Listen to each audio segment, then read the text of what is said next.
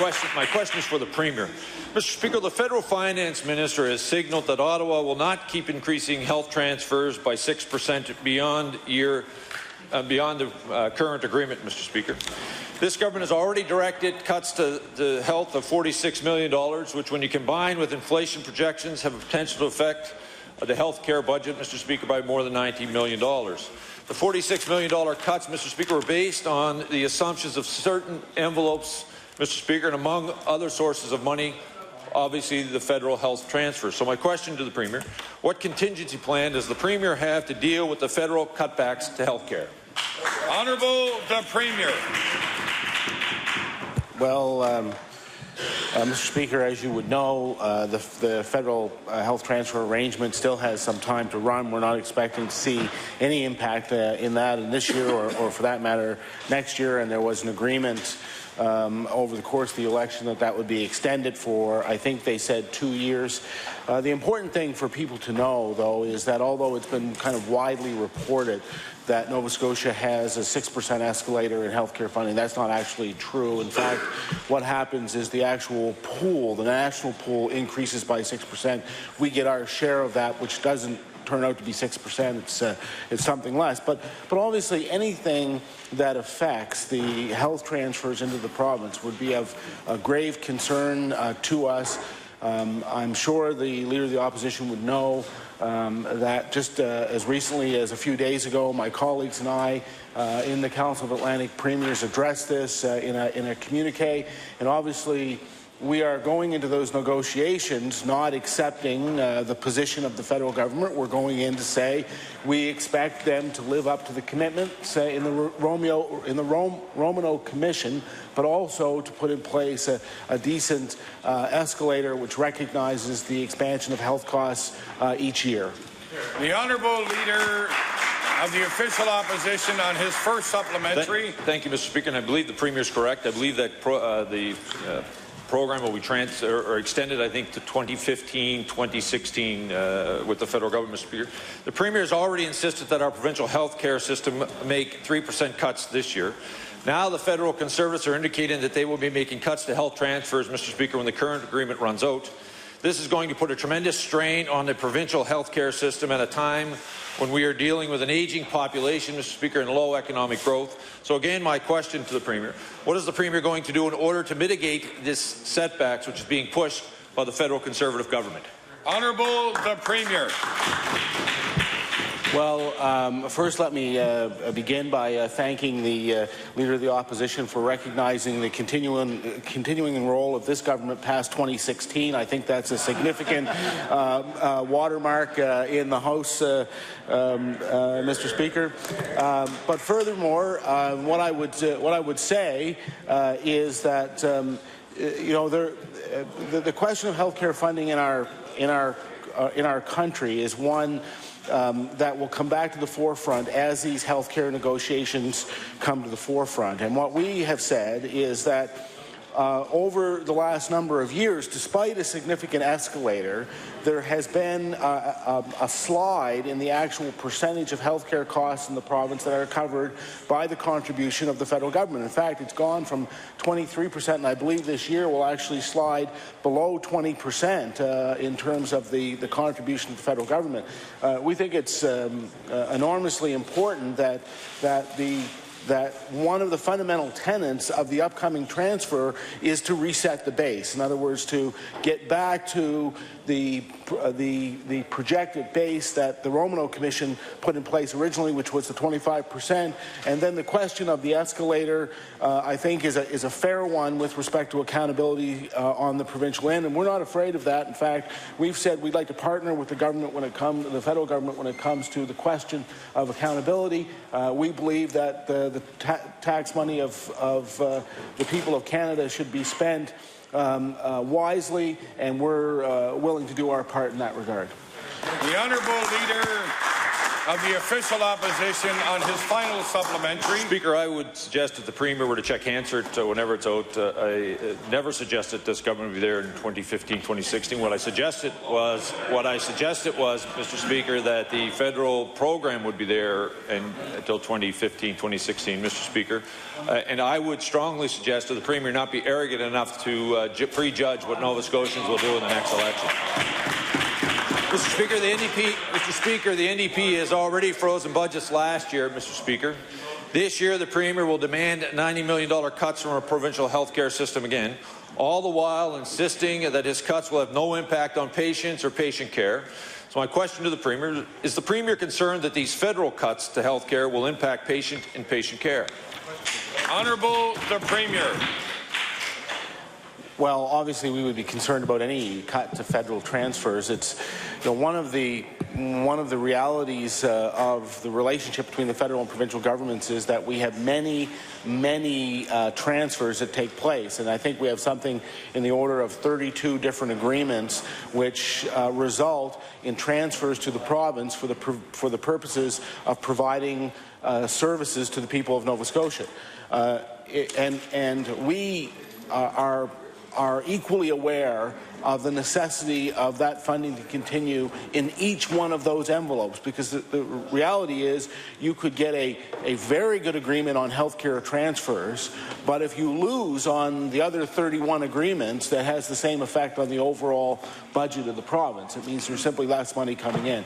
What we're doing, of course, is working with the district health authorities to find ways to ensure that we can maximize the value of the service to our citizens and reduce the cost to the degree that we are able. And one of the ways that we've done that already is by shrinking the level of administrative costs from one of the highest in the country now to below the national average.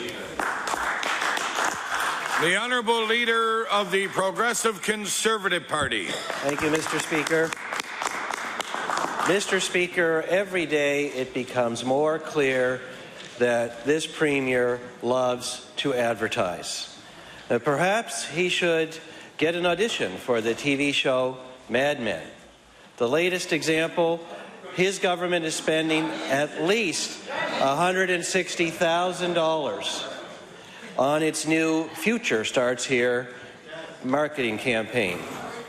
My question to the Premier, Mr. Speaker, how can he justify spending $160,000 at least of taxpayers' money on an advertising campaign during these tough economic times? The Honourable the Premier.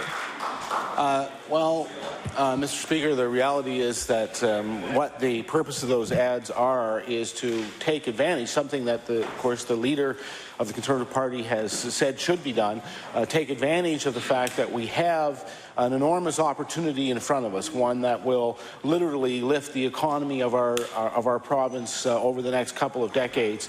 What those ads do is they describe accurately the opportunity that is going to be there and the way that young people who are now not in the workforce can take best advantage of that opportunity, so that we have the skilled tradespeople, so that we take maximum advantage of the opportunity that is in front of us. And, Mr. Speaker, if we don't do it now, when does the leader of the Conservative Party think we should do it? The Honourable Leader of the Progressive Conservative Party on his first supplementary. Mr. Speaker, what the people of Nova Scotia want the government to do is to do the real work of taking advantage of the shipyard opportunity, not spend more of their money patting themselves on the back, taking credit for it.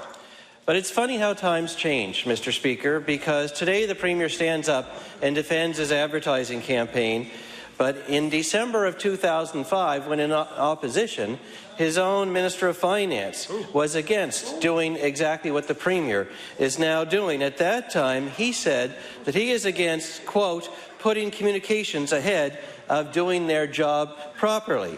And so my question is, will the Premier admit that spending $160,000 on an ad campaign only proves that he is now putting communications ahead of doing his job properly? Honourable the Premier.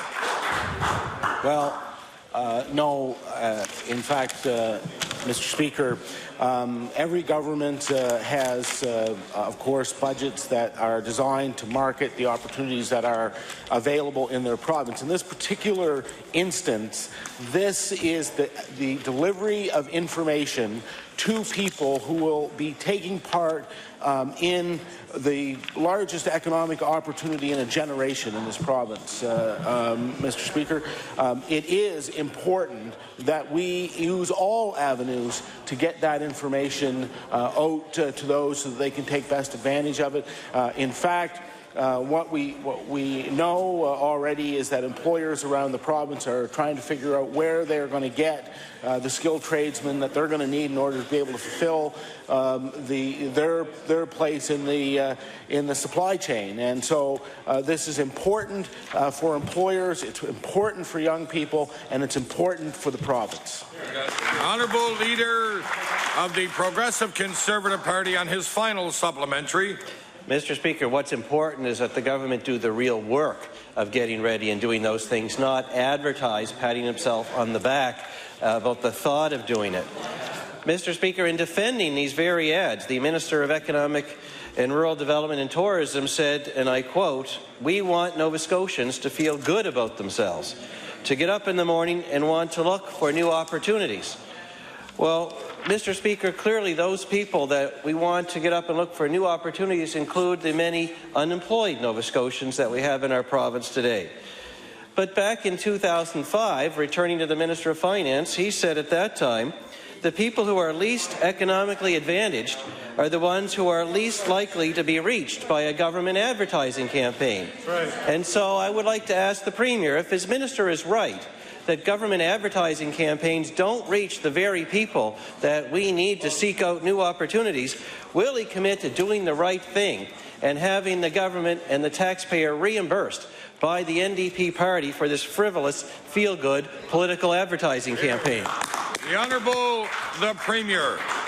Well, Mr. Speaker, I'm sure that at the time and in the context in which the now finance minister was speaking, he was absolutely right, Mr. Speaker, and I'm sure they know that he was absolutely right as well. That's why they're so sensitive about it, Mr. Speaker.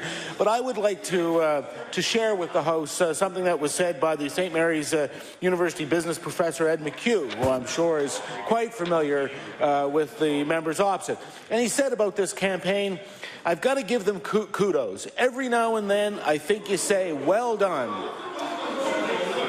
It's not in our nature to do this, but on this one, I give them an A." The Honourable Leader of the Official Opposition. Thank you, Mr. Speaker. My question is for the Premier, Mr. Speaker. The impact of diabetes in our healthcare system will not be going away anytime soon. With 77,000 Nova Scotians impacted by the disease and 500 new cases added each month, both prevention and management of the disease are required. 4 years ago, the government of Saskatchewan initiated an insulin pump program for children under the age of 18. And, Mr. Speaker, just last week, they've expanded that program to cover people up to the age of 25.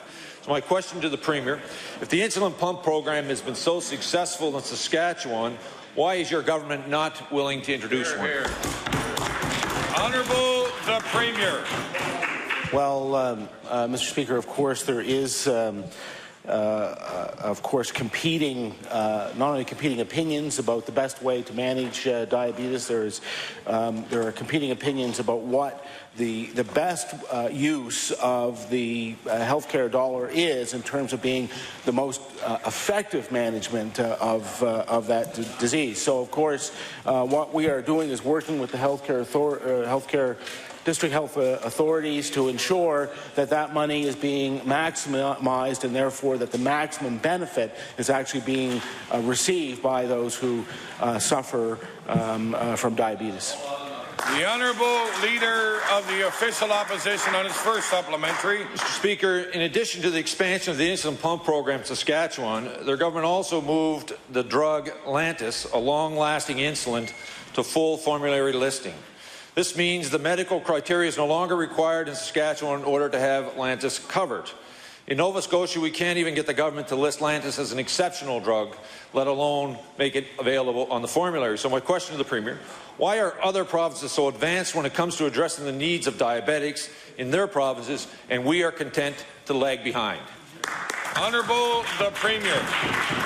Thank you, Mr. Speaker. This is not the case. We have an excellent program dealing with diabetes. But for a better explanation of it, I'll ask the Minister of Health to answer the question for the Leader of the Opposition. The Honourable Minister of Health and Wellness. Thank you very much, Mr. Speaker. Mr. Speaker, to the best of my knowledge, Saskatchewan may be the only province that currently lists that particular drug. Mr. Speaker, the Common Drug Formulary Review did not recommend the listing of that drug.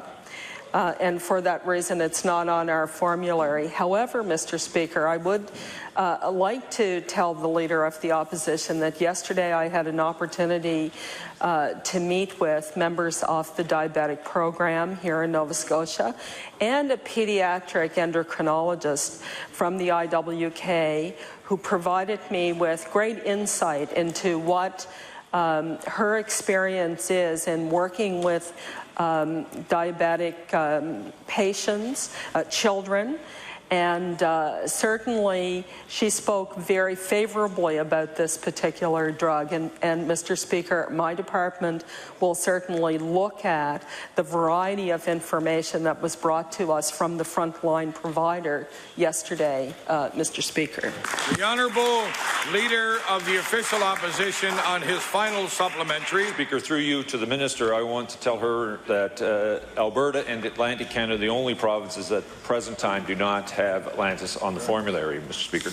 We are aware, Mr. Speaker, that the drug Plavix, which is not used to treat diabetics, but will be moving in January to a generic form of that particular drug, which will save the province somewhere in and around $3 million, Mr. Speaker. Mr. Speaker, with that saving, with the idea that we know the Minister having her meetings more recently with the frontline healthcare workers who deal with Nova Scotians with diabetes, I want to ask the Premier through you, can Nova Scotians expect to see his government not only move on this drug, but to show some clear signal that we're prepared to invest in insulin pumps to help improve Nova Scotians treat this disease? Honourable the Premier. Mr. Speaker, as you would know, of course, the departments are well aware of the way in which the drugs move into the generic status and, of course, the savings that would come from that. But those are already accounted for in the healthcare budgets in advance of the transition taking place. So it's not actually a saving; it is a calculated reduction in expense that is picked up elsewhere in the healthcare budget. Of course, we are constantly looking at ways to be able to improve the delivery of service to people in the province, whether it's through new technology, through new drugs that are coming on the market. These are things that we are constantly monitoring, and of course, we have the very difficult job of doing that within a fixed budget. The Honourable Member for Kings West. Mr. Speaker, my question is for the Minister of Health and Wellness. On April the 20th, 2011, this government awarded a $228,000 tender to Alberta-based Social Metrics Incorporated, along with Health Intelligence Incorporated, to produce a 10-year physician resource plan for the province. According to the department's press release issued on April the 20th, the 10-year plan is needed to ensure government knows exactly what doctors are needed and where they will be needed in the next 10 years. The tenders stated that the contract shall not exceed 6 months, which means that the minister should have received the plan by November. And, Mr. Speaker, this date is confirmed in the press release. My question to the minister, could the minister confirm whether her department has received the physician resource plan as outlined in the tender, and if not, why not? The Honourable Minister of Health and Wellness. Thank you very much, Mr. Speaker. And Mr. Speaker, the work on the physician resource plan is very close to being finished, but I have yet to receive the report. I anticipate that before the Christmas holiday, I will have something in hand, Mr. Speaker. The honourable member for Kings West on his first supplementary. Thank you, Mr. Speaker. As the press release states, we have a maldistribution of positions across the province. There are rural communities such as Yarmouth and towns in the valley that have been experiencing shortage of physician services, which is impacting emergency care and consistent primary care. These residents are waiting for the outcome of this report. However, if past experience with the minister is any indication of future behaviour, there will be considerable lapse of time before the public is informed of the contents of the report and what steps are next in the process. My question to the minister: how long after receipt of the report can the public expect to be informed of the report's findings? The Honourable Minister of Health and Wellness. Thank you very much, Mr. Speaker. Mr. Speaker, this work is, as I indicated, underway. We are very fortunate in Nova Scotia. All independent reports do demonstrate that Nova Scotia has the highest per capita physician per population of any province in Canada.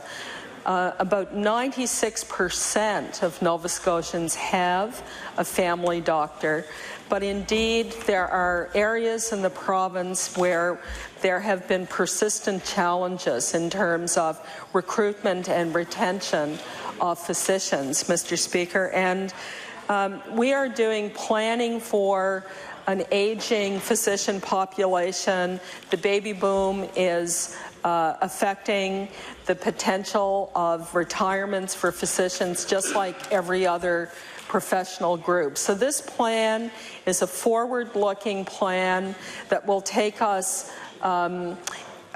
forward for a 10-year period, Mr. Speaker. We, I believe, will be the first province in Canada to have developed such a plan, and as I indicated, I have yet to receive the work of the working group, but I anticipate I will indeed have it before the Christmas holiday.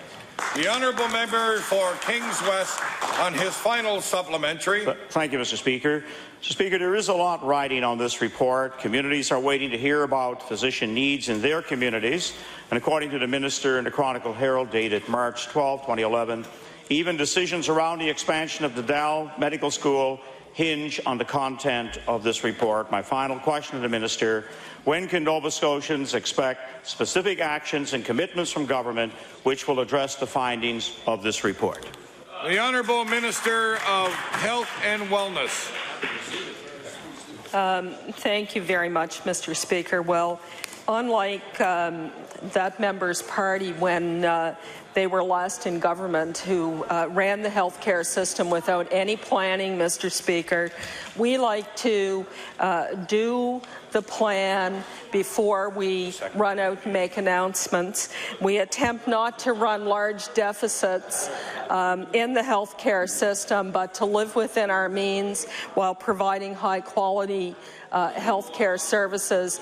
And, Mr. Speaker, that will be the signature of this government, delivering better care sooner in a responsible way, Mr. Speaker. The Honourable Leader of the Progressive Conservative Party. Thank you, Mr. Speaker. My question is to the Minister of Justice. Mr. Speaker, maintenance enforcement programs are critical to many Nova Scotia families where couples have split and the custodial parent is left to look after the children. We uncovered through a Freedom of Information request that there are 3,366 people who have moved out of the province without looking after their family obligations. Mr. Speaker, I would like the Minister of Justice to tell the House what he is doing to ensure that deadbeat parents are taking care of their responsibilities in Nova Scotia. The Honourable the Minister of Justice. Thank you, Mr. Speaker, and I thank the member for the question. That is a difficult issue when people move out of the province, and to avoid their responsibilities, especially when there's children and the family structure in Nova Scotia is left behind. Our government has put priorities on individuals and working with the other provinces and trying to find ways to make collaborative efforts in that consultation. That's ongoing. And we've made great strides in reducing the overall income by about 10%. And we'll continue to work in that vein. It is an important issue, especially to those directly affected, and it's an important matter to me and to this government and to the Justice Department. The Honourable Leader of the Progressive Conservative Party on his first supplementary. Thank you, Mr. Speaker. In addition to those 3,366 out-of-province cases, there are 13,316 cases in Nova Scotia where families are not getting the money needed and that the court has ordered paid. That is more than $83 million owed to Nova Scotia families. According to the Women's Action Coalition, Nova Scotia's system currently limits or prevents women's full access to justice by failing to ensure women are able to secure their child support entitlements. What is the Minister of Justice doing to clean up this backlog and support the well-being of thousands of women and children in our province? The Honourable Minister of Justice. Thank you, Mr. Speaker, and I do want to thank the Leader of the Opposition Party because it gives me an opportunity to make a very clear distinction between their government when the Conservatives were in and this government that's in. We have made collected in the last year over $60 million. We know that the problem is immense, and that due to lack of action in the past doesn't mean we can clean it up in just over 2 years. But we're making that effort. We're actively enforcing matters in arrears. Every case is being reviewed. That's one thing that's occurring, and we're revoking driver's license and looking at passports with other people, with the individuals involved. We have an investigator tracking down the most difficult cases, and that's focused on there. That is a clear distinction between what the Conservatives did not do and what we're doing as a government, and I take great pride in our efforts. Thank you. The Honourable Leader of the Progressive Conservative Party on his final supplementary. Mr. Speaker, the 13,000 families and children that are looking to this government for help in collecting what has been ordered to them would take greater comfort in that answer from the minister if he was less political about it and took responsibility for what they are facing today. According to Lucille Harper, the Executive Director of the Antigonish Women's Resource Centre and Sexual Assault Services Association, and I quote, she says, there needs to be a greater commitment to ensure the program is effective and meets the needs of the primary parent, generally mothers in this province, and needs to recognize the impact the lack of an effective program has on family economics. In cases where there is a history of violence and abuse, it leaves women in a place of increased vulnerability. She didn't say that 5 years ago, Mr. Speaker. She's talking about today. So I'll ask the minister, does he recognize the effect that inaction has on families in Nova Scotia who are in need of maintenance enforcement, and will he commit, under his watch, today, to fixing this broken program and ensure that these families are looked after as they are legally entitled to be? The Honourable Minister of Justice. Thank you, Mr. Speaker. I want to clearly point out that the severity of this problem did not occur in the past 2 years. We take responsibility and are cleaning up the mess that the Conservatives. The Conservatives have put, and I apologize for that word, the Conservatives have put this on and they're making it a political issue. I am committed to working with my provincial partners in discussing this matter fully on the issue of violence against women. I have a zero tolerance to that, and I'm working very hard. And the particular group that the member referred to from Antigonish, we are working with that group and other groups across the province to address this. I'm confident that we'll make significant strides, unlike the previous administration. The honourable member for Dartmouth East. Thank you, Mr. Speaker. My question's for the Premier. Mr. Speaker, as part of the deal that Cabinet put together with Bowater, Nova Scotia Power has added a load-shifting credit of $500,000 per year. Mr. Speaker, would the Premier please explain to the House how this portion of the agreement will work, how it might affect other ratepayers in the province, and what amount of energy Bowater will be entitled to? Honourable the Premier. Well, the way it works is that a credit is given to Bowaters for using power at points of time in the day when the demand goes down. As the member opposite would know, that the ability of the power company to supply power works at a certain peak level. When it cycles down and up, that actually causes increased costs in the overall running of the utility. So because Bowater will pick up the slack and operate at times when the utility is going through a slacker time for the call on the electricity that's being generated, they will be given credit for shifting their work cycle in order to match the ability of the utility to provide the load at that period. The honourable member for Dartmouth East on his first supplementary. Thank you, Mr. Speaker. And I appreciate the Premier's clarification because it is slightly different from what the department has been saying.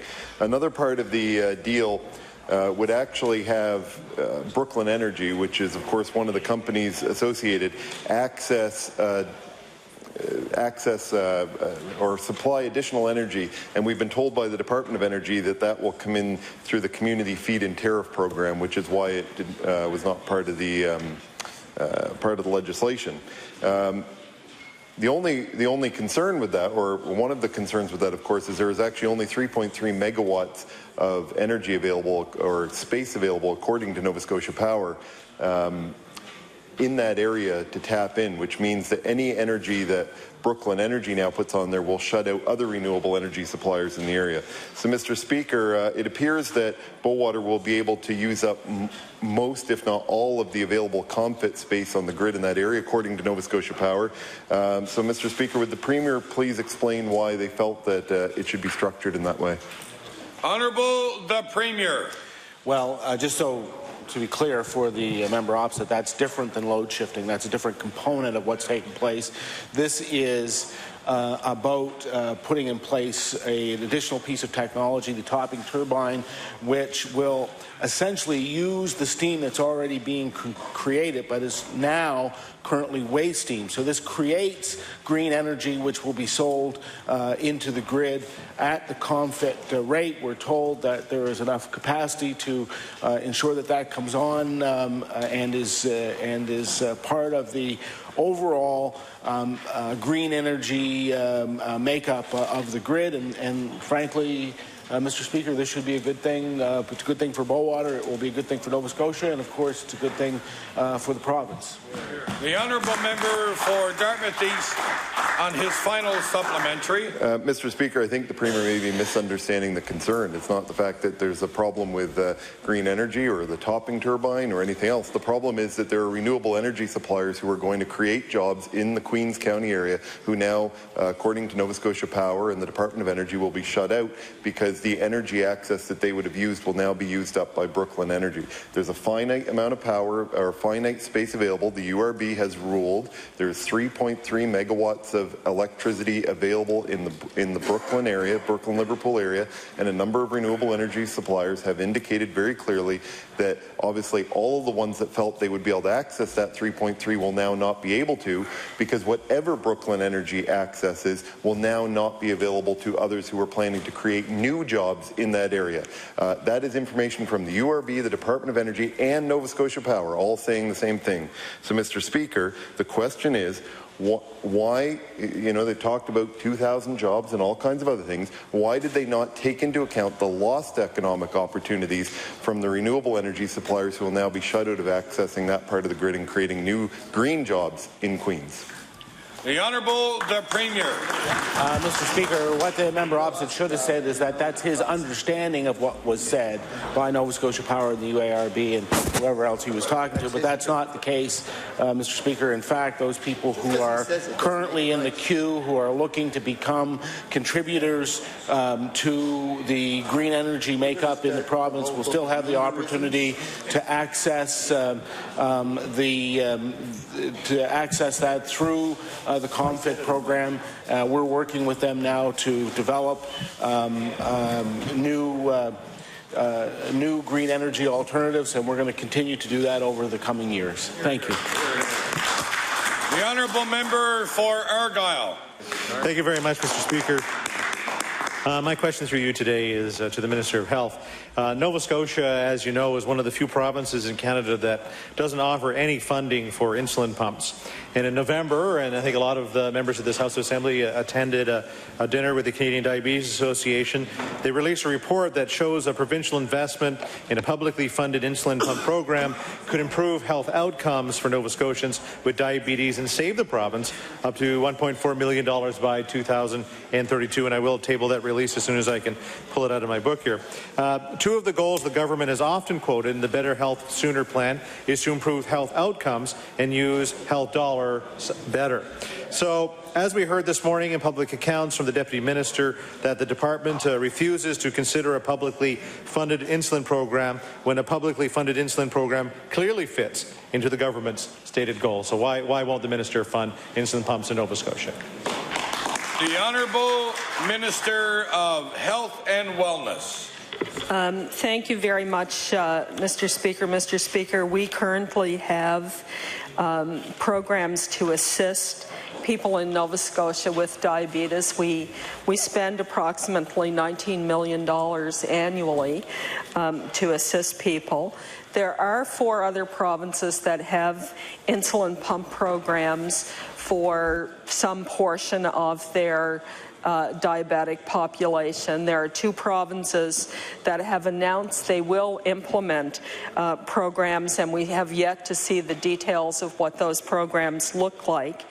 As I indicated in a previous question, Mr. Speaker, I met yesterday with a pediatric endocrinologist from the IWK because I was interested in knowing from someone with expertise on the front line what the experience is with insulin pumps. For whom would insulin pumps be useful? And it was a very interesting meeting. This particular physician came very well prepared with a number of suggestions, and of which insulin pumps actually were not the top priority. So there are a variety of ideas that are being presented to the department from people with expertise in terms of what we need to do to improve the kinds of treatment we have available, and I will be guided by people with expertise in this area of health care, Mr. Speaker. The honourable member for Argyle on his first supplementary. Thank you very much, Mr. Speaker. In November, the Canadian Diabetes Association forecast a 44% rise in diabetes in Nova Scotia over the next 10 years. The association estimated that the direct and indirect financial impacts of diabetes in Nova Scotia currently cost the province $383 million per year. By 2020, the association believes that these costs will increase to nearly $500 million if action is not taken. A public insulin pump program could save the province money, and the $1.4 million by 2032, according to the association. So why won't the minister act now to control the economic cost to the province and soften the human cost associated with diabetes? The Honourable Minister of Health and Wellness. Thank you very much, Mr. Speaker. Mr. Speaker, as the honourable member no doubt knows, insulin pumps are probably the most expensive form of treatment that we could look at. A pump can cost $6,000, and the supplies on a monthly basis can be approximately $400 a month. And the life of an insulin pump is limited, so they need replacement every 5 or so years. It's a very, very costly form of intervention. The pediatric endocrinologist yesterday, as I indicated, had a number of very interesting insights into other requirements that people with diabetes have that may in fact give us better outcomes for more effective use of our healthcare dollars. And as I've indicated, Mr. Speaker, I very much take the approach of looking at value for dollar in the healthcare system, and I am guided by people on the front lines of healthcare who know what they're talking about, Mr. Speaker, based on their practice experience. Member for Argyle on his final supplementary. Thank you very much, Mr. Speaker. And we do understand the costs associated with an insulin pump. And insulin pumps would sometimes cost between $4,000 and $7,000, depending on the model that you're getting. A figure that, of course, is out of reach by many Nova Scotians. The Canadian Diabetes Association, in a press release that I tabled earlier, tells the story of a 9-year-old Halifax girl who uses a pump. Her family says the device is a life changer for the entire family and has restored the girl's childhood. And we know right now that about 700 children are of type 2 diabetes. And what we know, type 1 diabetes. And we do know that not all 700 children would require a pump, but maybe a number of those might require them. So since it does have such a restorative effect to a child's childhood, to allow them to be a kid, why won't the Minister help families like this little girl's get better care now and fund insulin pumps for children? The Honourable Minister of Health and Wellness.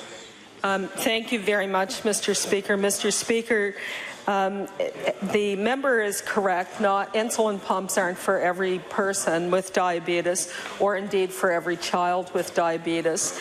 The physicians at the IWK, for example, have access to a fund called the Emily Fund, which is specifically a fund that assists families for whom an insulin pump would be a benefit, but are unable to acquire because they don't have private insurance. And so quite often children are able to access these pumps through that program. There are many questions that need to be asked around introducing an insulin pump program in Nova Scotia. I know I've heard one of the members on the other side saying, well, what about other provinces that have these programs? The other provinces that have these programs have not done any evaluations on either the health impact or the cost benefit of the insulin programs, the pump programs. These programs are too new to have that kind of information. We will gather all of the information around insulin pumps and their effectiveness as we consider what are the interventions that we will invest in, and for what parts of our population will these interventions yield good health outcomes and give us good value for dollar, Mr. Speaker. The Honourable Member for Preston.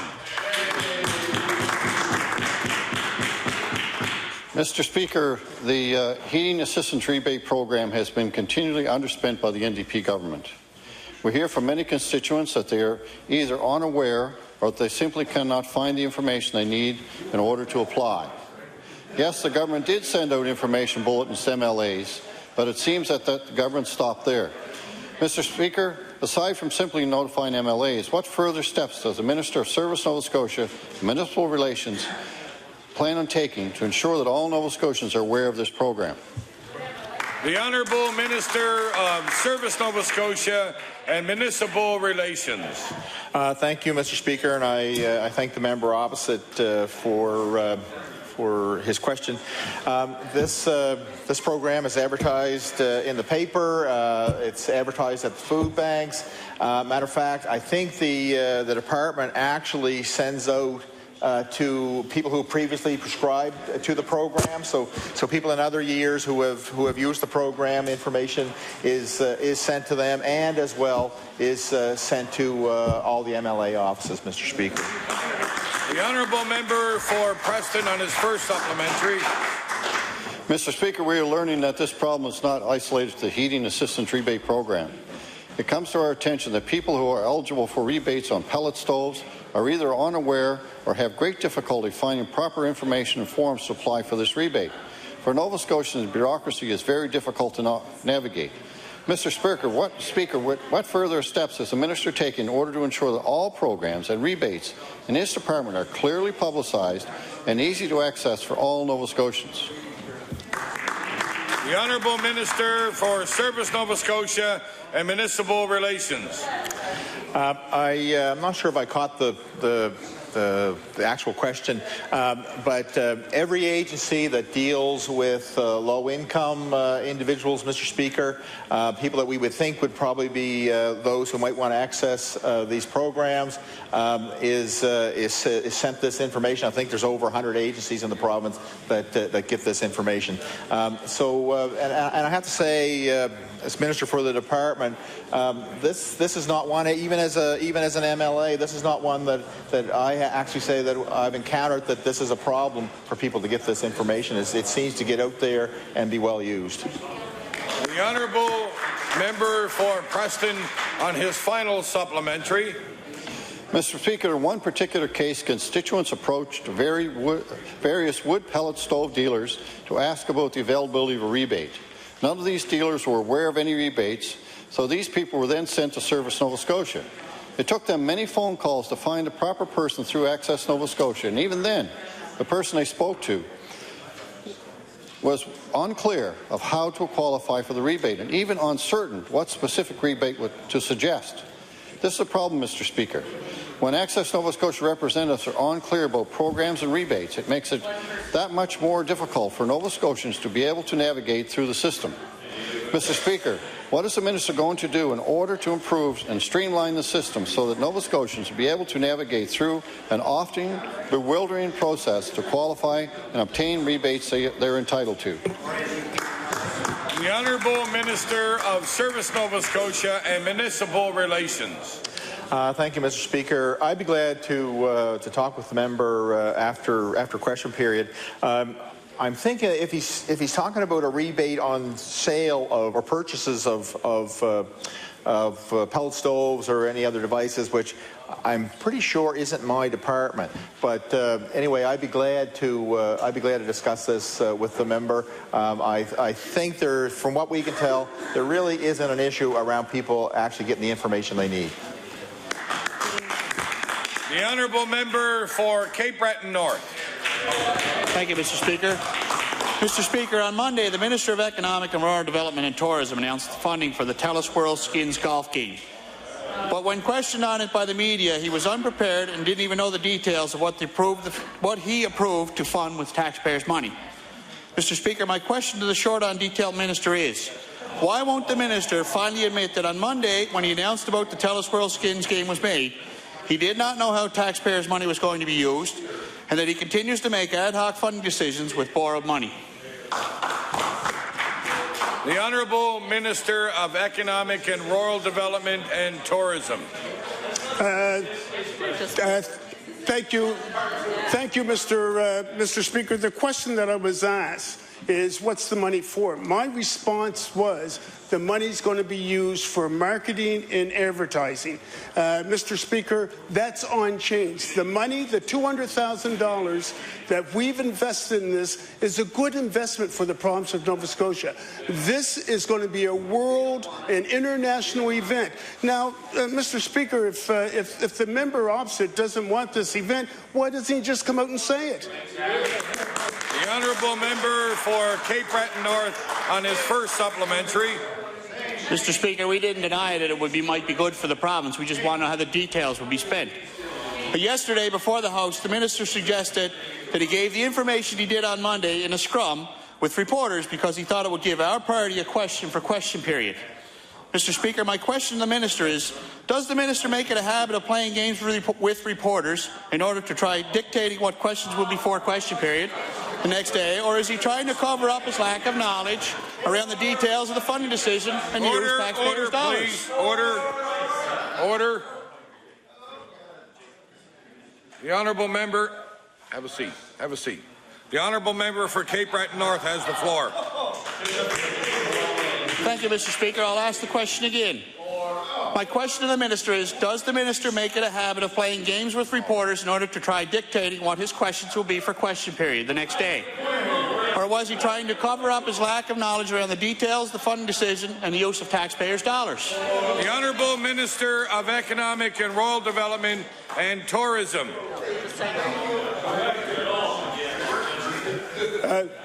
Mr. Speaker, the short answer to the question is no.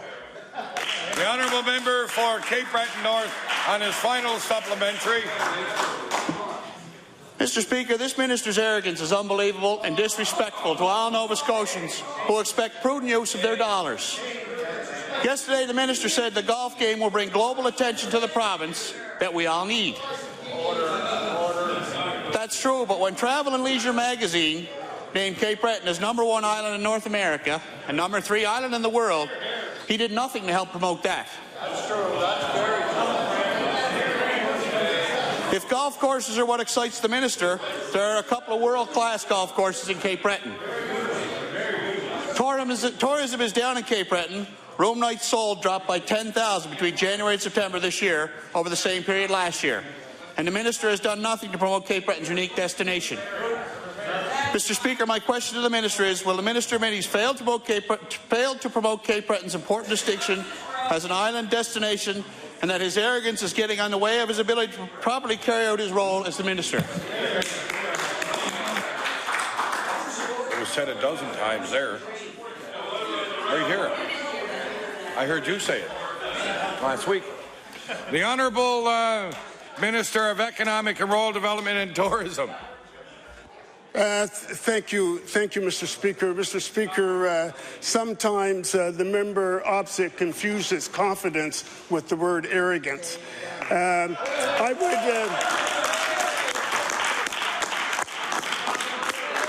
will,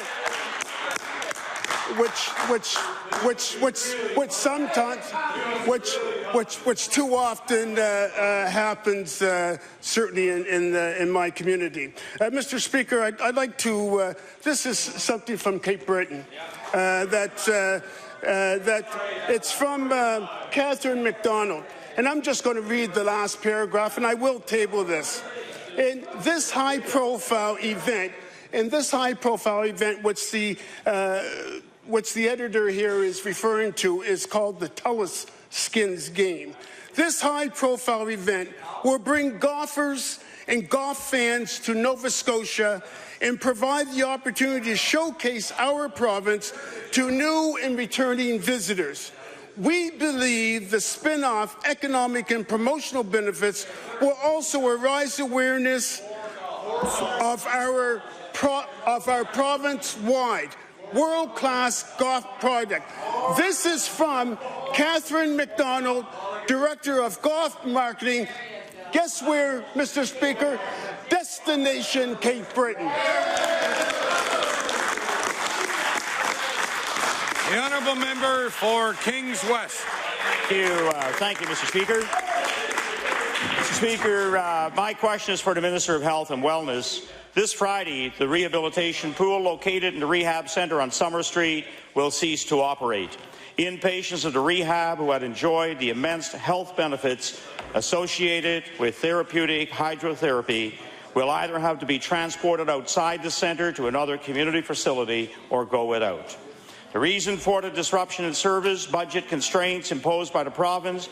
Mr. Speaker, these budget constraints are only going to get worse under the NDP government. My question to the minister: how is it acceptable to this minister that therapeutic hydrotherapy will no longer be accessible to inpatients of the rehab centre? The Honourable Minister of Health and Wellness.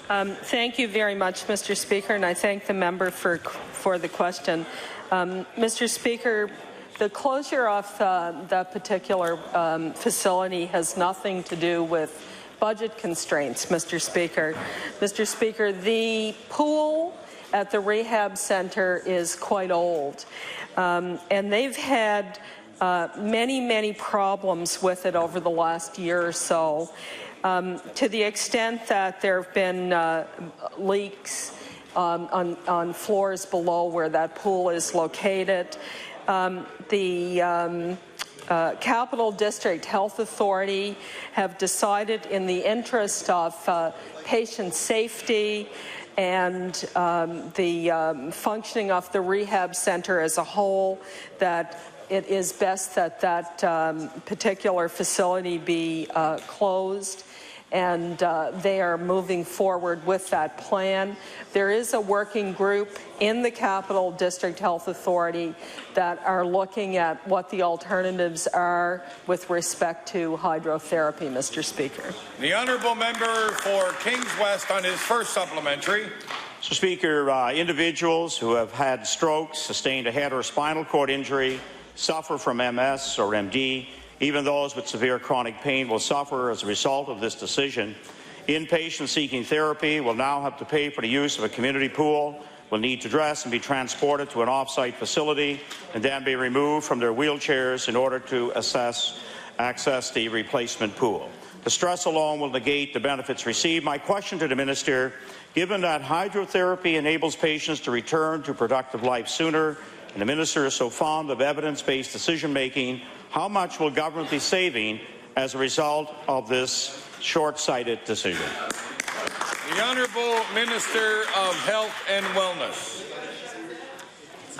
Thank you very much, Mr. Speaker. Well, Mr. Speaker, I can't understand what the honourable member is saying. Is he saying that we should operate, the Capital District Health Authority should operate an unsafe facility? Is he saying that it's okay to have the problems that they've identified continue and flood out the therapeutic facilities beneath this pool? Is that what the honourable member is saying? The Honourable Member for Kings West on his final supplementary. Well, thank you, Mr. Speaker. We understand the needs of the pool, but this is now looking like a final decision. So my question to the Minister, will the Minister commit to revisiting this decision with Capital District in order to ensure that patients at the rehab centre will be able to access this valuable therapy after repairs have been assessed and completed? The Honourable Minister of Health and Wellness. Thank you very much, Mr. Speaker. Well, as I indicated, the staff at the District Health Authority who operate this facility have identified that there is a safety issue. There is a concern with respect to other programs that could be affected if this facility is allowed to continue to operate in the current situation that it's in. And they have put together a working group to look at what are the alternatives for hydrotherapy for people who rely on that pool in the Capital District. And I'm satisfied that their planning is proceeding as it should, Mr. Speaker. For Kings West on a new question. Mr. Speaker, my question is for the Minister of Health and Wellness. Last week, I asked the Minister of Health to provide some justification for the changes brought forward by the NDP government around the home oxygen program. While government insists that changes were necessary to save money, the reality is money could have been saved and massive disruption for clients could have been avoided. Beside the Minister's cost savings rationale, the Minister went on to say she was pleased with the transition. I would like to table the following letter from a couple in Newport Hants County, which states, and I quote, "The transition, in my opinion, was too fast and too disorganized. It caused many hours of stress and uncertainty." My question to the Minister, if the transition was so smooth for the Minister, why did Mr. and Mrs. Greenwood, who, as clients, are the most important people in the process, feel otherwise? The Honourable Minister of Health and Wellness.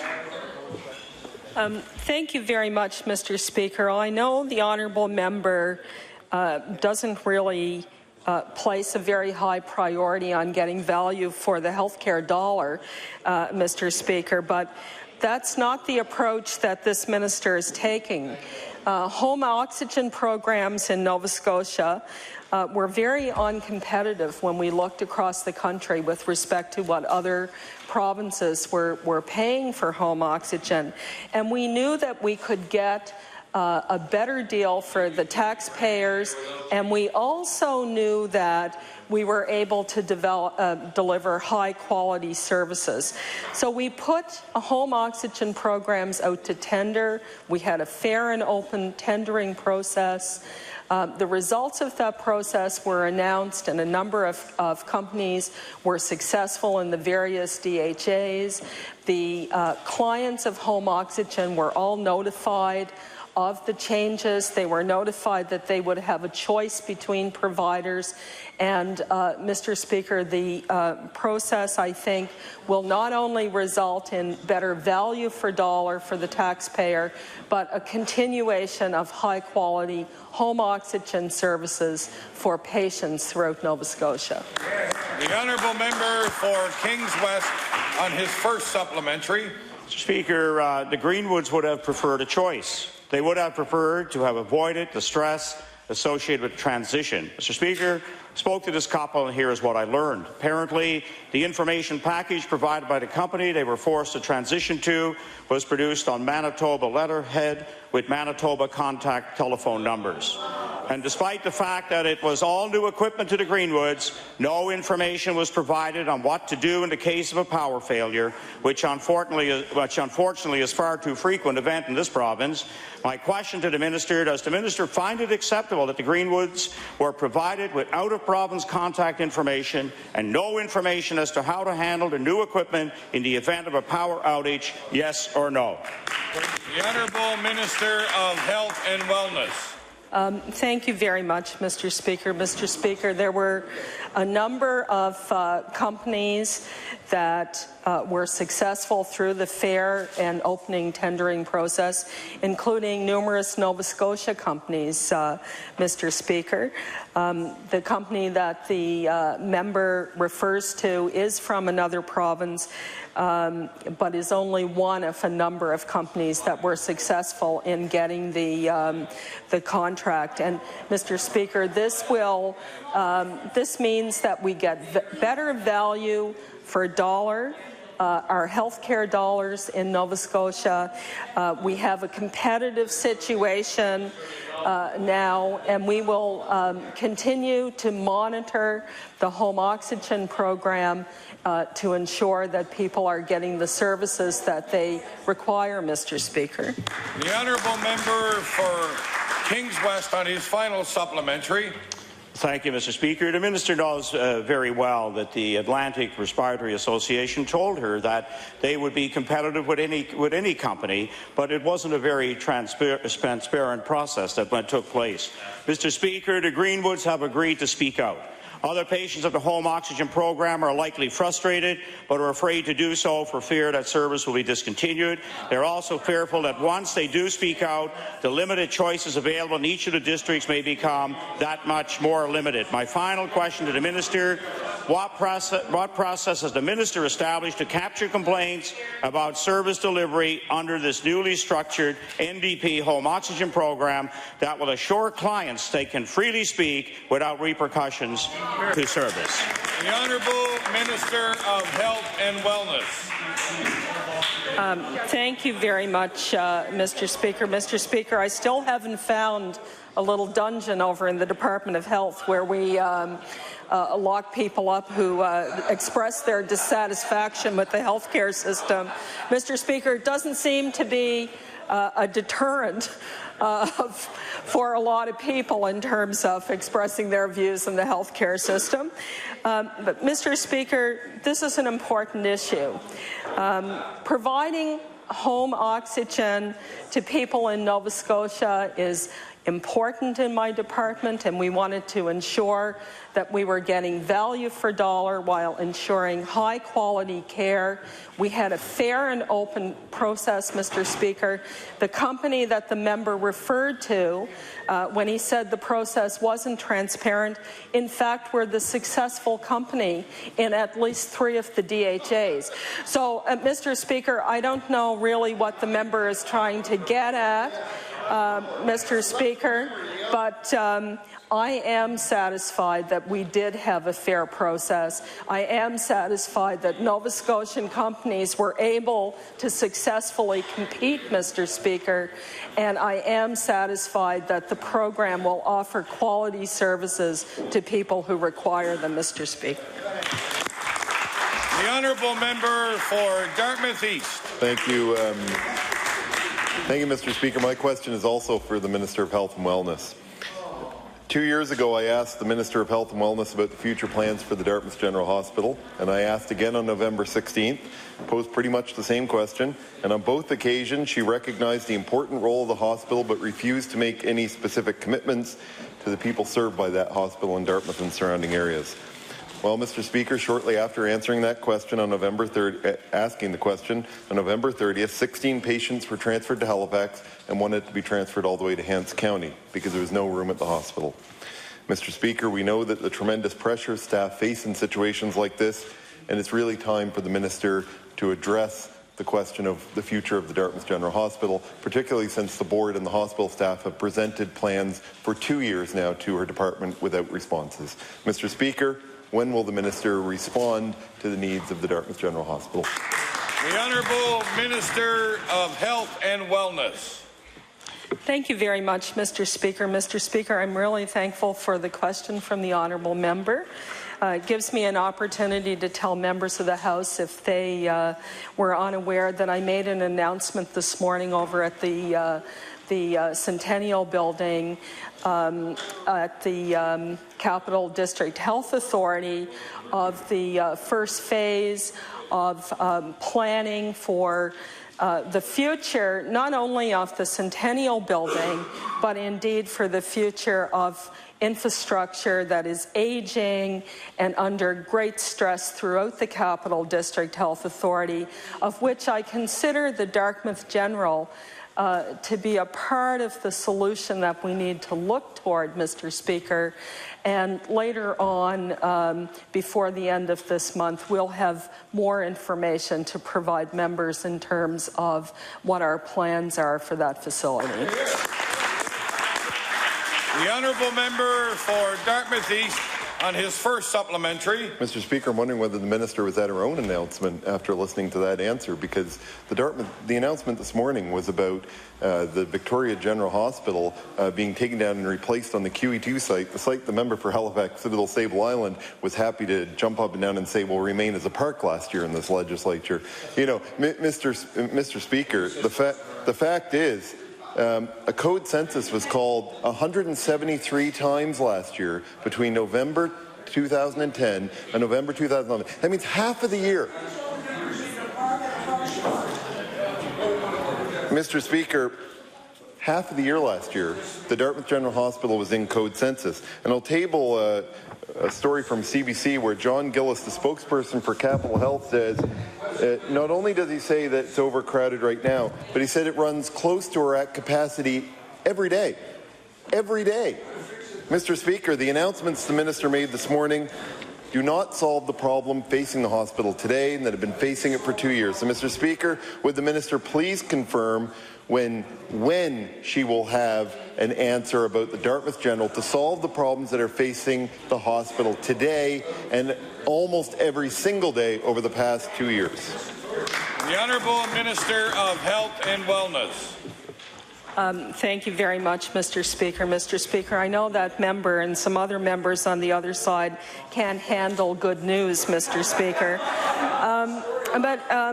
Mr. Speaker, I was at the announcement. I made the announcement. I'm very I am very clear on what it was that we announced today, and as I indicated, there will be more information before the end of the month, Mr. Speaker, with respect to the capital improvements for the Dartmouth General Hospital. The honourable member for Dartmouth East on his final supplementary.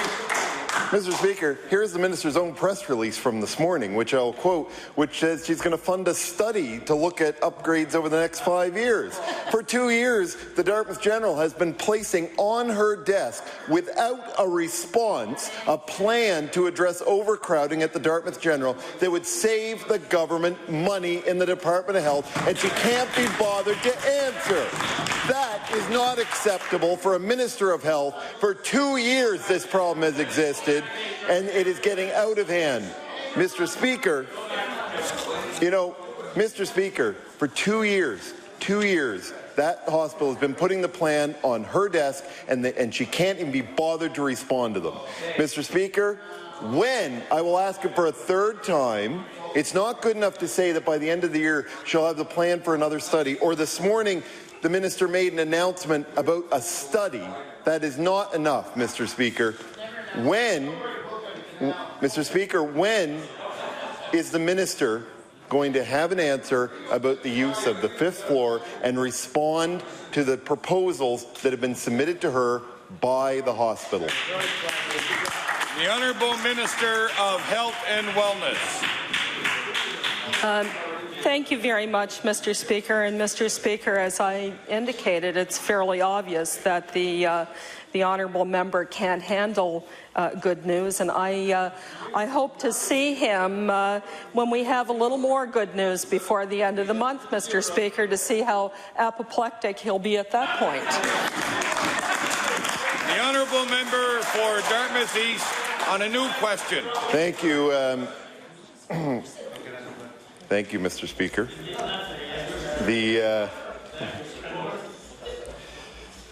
Wow. My question is for the Minister of Natural Resources. Well, you don't get answers from the Minister of Health and Wellness, so why would you keep going there? Mr. Speaker, the Shubenacadie Canal Commission is responsible for significant lands, watersheds, buildings, and heritage sites across the province. They are tasked by an act of this legislature to protect those assets and promote the heritage of the Mi'kmaq, the Acadians, and the canal workers who developed what is now a National Engineering Historic Site. However, as we know, provincial funding has decreased since the NDP came to power, and capital funding has all but dried up. So, Mr. Speaker, does the Minister have a plan to review funding for the Commission and its governing act so it can fulfill the mandate given to it by the legislature? The Honourable Minister of Natural Resources. Thank you, Mr. Speaker. And certainly the Shubenacadie Canal is a truly wonderful engineering facility here in our province, and I know the honourable members had a close personal relationship with it.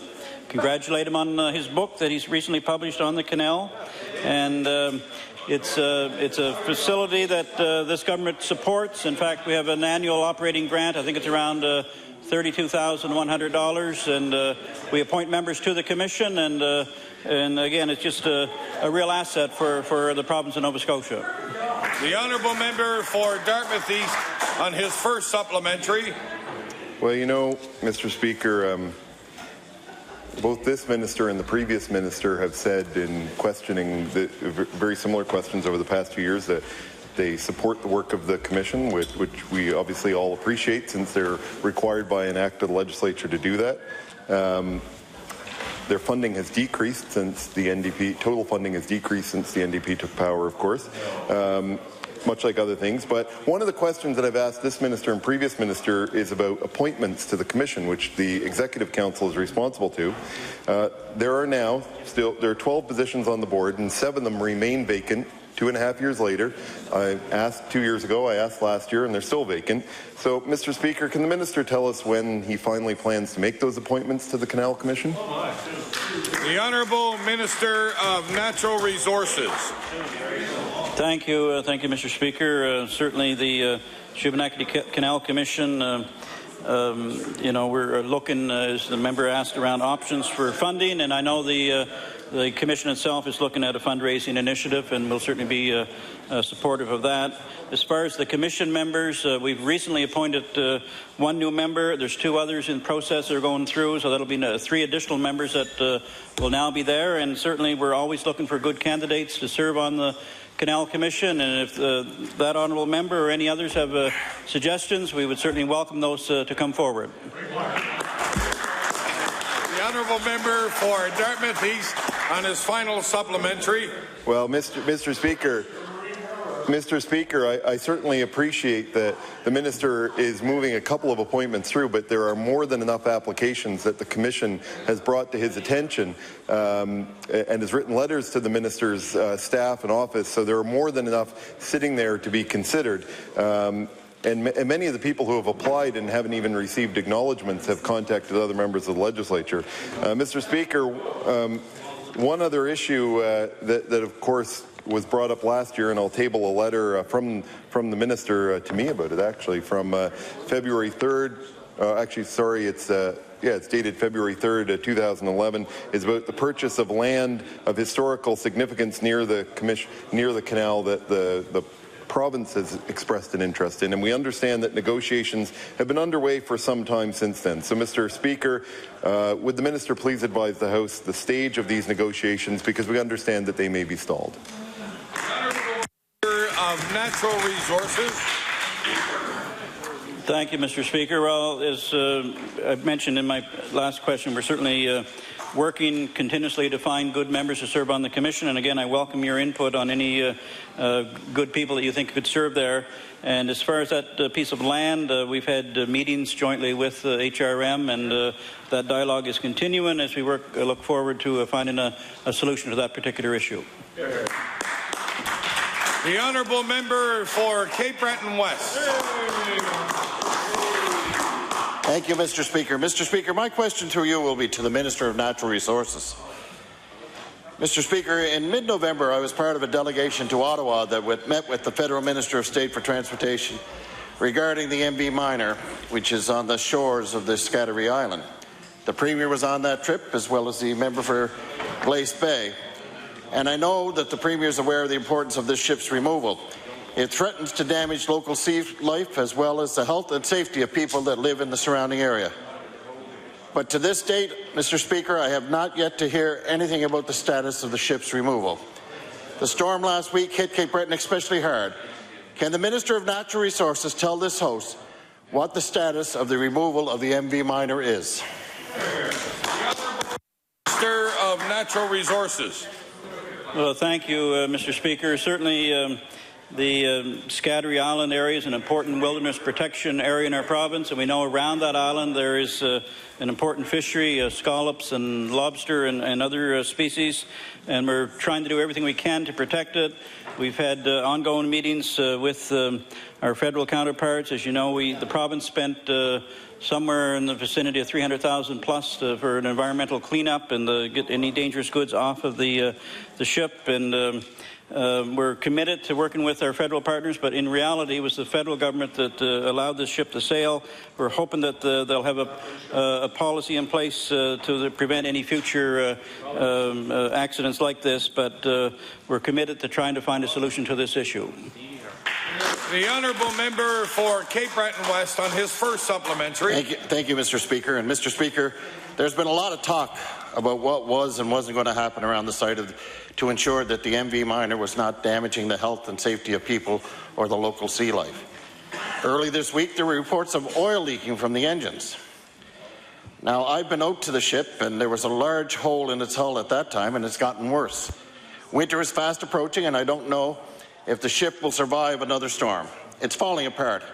And on October the 7th, Mr. Speaker, the Premier committed to make sure the ship is quickly removed to avoid environmental damage. We have not yet seen any action, and time is critical. News reports indicate that there may be federal funding available for situations like the MV Minor. Has the Minister pursued all avenues available to remove the ship? Has he worked with the federal government to come to an agreement on a course of action, or were the Premier's words in October empty? resources. Thank you, Mr. Speaker. Our Premier has been very involved in on this file, and I'm going to ask him to reply to it. Honourable the Premier. Thank you very much, Mr. Speaker. As you would know, this is a matter that I raised with our federal counterparts. I did so very early, and as the member knows, as he said, he was on the trip that we took in order to see Mr. Fletcher. We have been consistent in our insistence that the Department of Transport Canada, take responsibility, its responsibility for what has happened to the MV Minor. And I guess the question I have is that we're all in that meeting. The member made a specific suggestion to the minister, Mr. Fletcher, and asked that they put together resources to actually address this. We have received no reply. Perhaps the member has received a reply from his Conservative colleagues. The honourable member for Cape Breton West on his final supplementary. Thank you very much, Mr. Speaker. And as the Premier of this province stated in October, I'll do whatever it takes. I'm going to make sure this doesn't happen. It's not going to be an environmental issue, and I'll look after it. Well, he hasn't done that. And now he's over there, Mr. Speaker. And yes, I was in that meeting. And you know the difference between with me in the meeting and him? I went there with a plan to try and make a solution rather than just going there. I've met with the Premier's office, I've met with the Minister's office, and I've talked to the Transportation Minister in Ottawa. Now, all that being said, it's about what's important for the people and the sea life of that area. Now, Mr. Speaker, I know the best time to get that ship removed was when it happened, but that hasn't happened. However, the Minister needs to, and the Premier needs to stop laying blame and get on with it. The structural integrity of the MV Minor has continued to deteriorate, and I'm sure of how that we all know the clock is working against us. It's working against the sea life there, and it's working against the people whose livelihood is involved. There is a simple question. Before it's too late, Mr. Speaker, will the Premier and the Minister agree to immediately present a plan for the removal of the MV Minor from Scattery Island, as he promised in October? Honourable the Premier.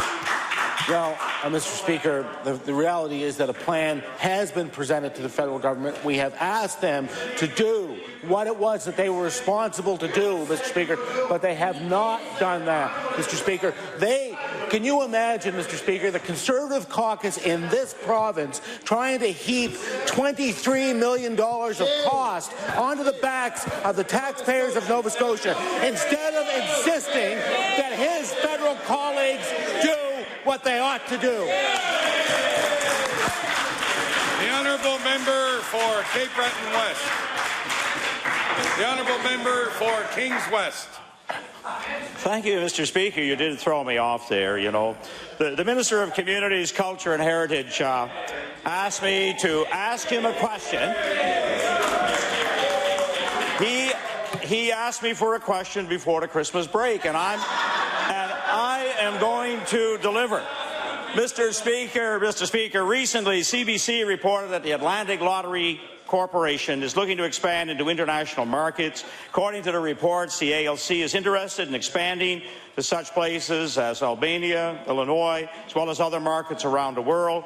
Mr. Speaker, has the Minister of Communities, Culture and Heritage been briefed on this development? Does he have a complete understanding of what this will mean for Nova Scotians? The Honourable Minister of Communities, Culture and Heritage. Thank you, Mr. Speaker, and I thank the member for the question. In the dying days of the House, no question Nova Scotians have an interest in what Atlantic Lotto has been doing over the last number of years. We have an interest, like the other Atlantic provinces, to ensure that we can maximize the opportunities that we might have with our interest with ALC. So we're going to continue to ensure that our stakeholders and our at the table of ALC ensure that the best interest of Nova Scotians and the asset that we have in Atlantic Lotto is going forward in the appropriate way. The honourable member for Kings West on his first supplementary. Thank you, Mr. Speaker. Mr. Speaker, after intense pressure from the Liberal caucus from Nova Scotians across the province, the government made a commitment that they would not venture any further into the world of online gambling. With ALC expanding to markets across the globe and to jurisdictions with very different laws and regulations on gambling, Nova Scotians have good reason to be concerned with the possibility that they may be moving away from that position. Mr. Speaker, has the minister made it clear to ALC that regardless of what markets they enter, that Nova Scotia will not allow any proposals for online gambling expansion? The Honourable Minister of Communities, Culture and Heritage.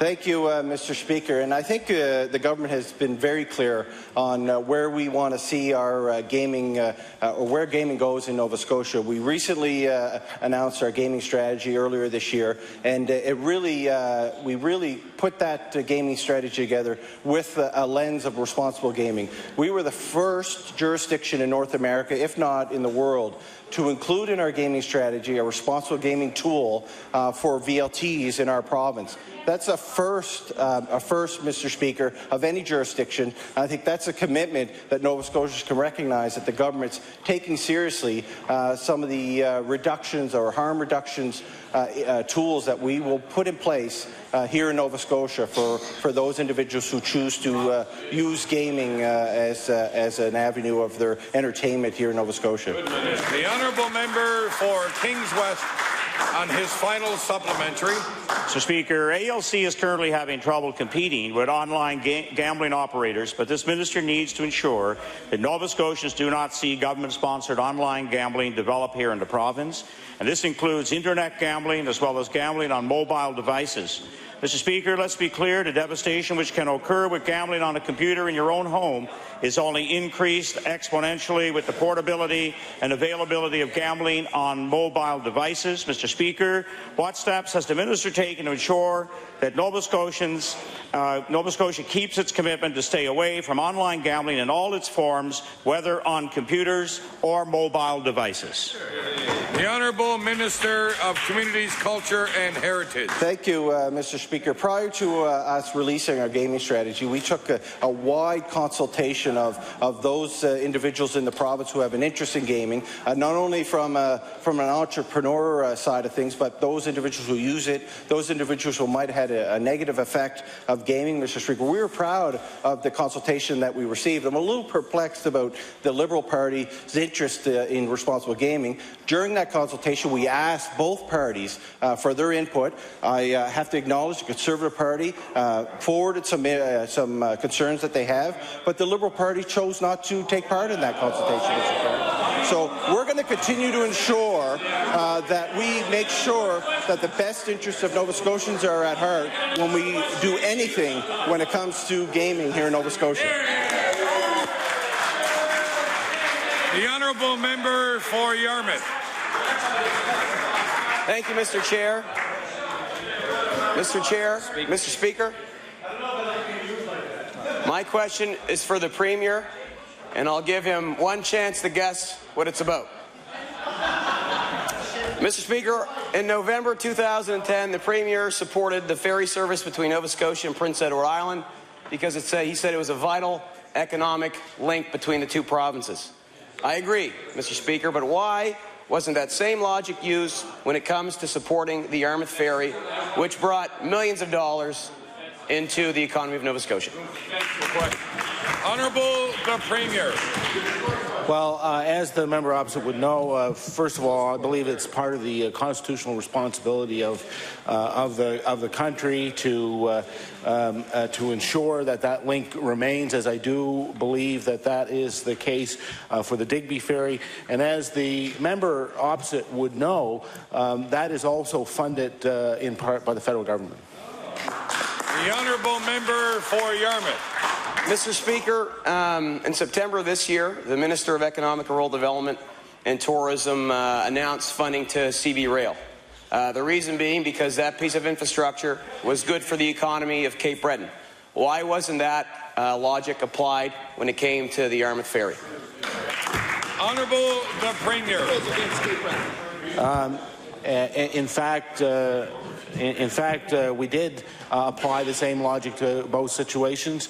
The problem was that one was a sustainable service, one that's going to lead to greater economic development in the area, and the other one had a diminishing return. Unfortunately, it was not meeting the objectives that would create more employment in the area, and so we came to the regrettable decision that $6 million a year that was growing every year to more money would be better used as an investment in economic development in the region. The honourable member for Yarmouth on his final supplementary. Mr. Speaker, nobody can deny the economic importance of the Yarmouth Ferry. There's been studies on it.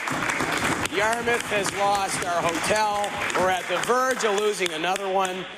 Tourism operators across the province have screamed their outrage on this and told the Premier how it has impacted their business. Again, we have this session of the legislature, the Premier willing to give between $50 and $90 million to Bowater. The reason being to support the economy of the South Shore.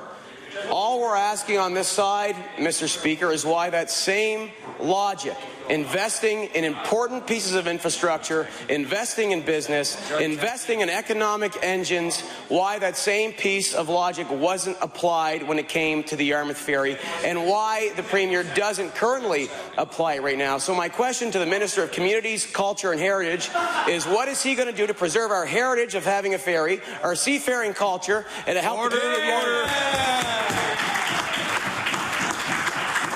Oral questions put by members to ministers has expired. I will now recognize the House Leader for the official opposition.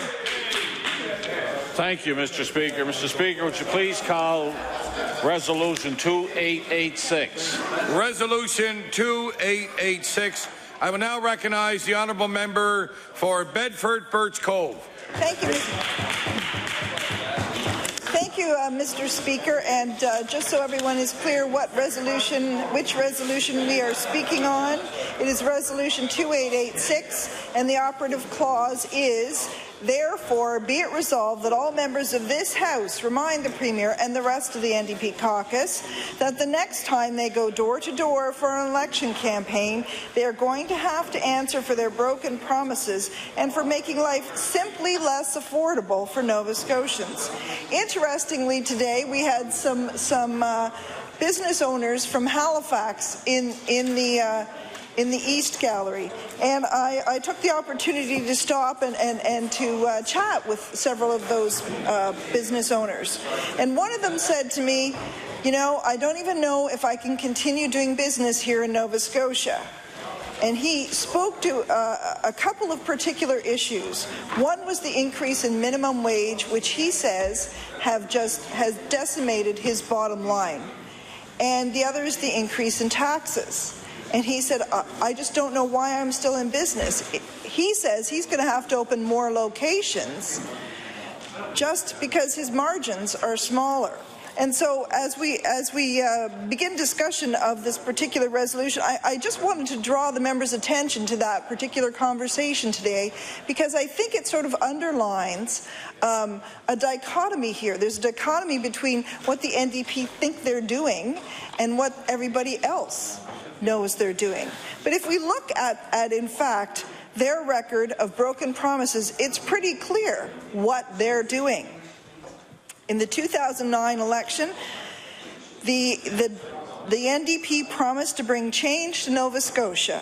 Instead, they delivered more of the same.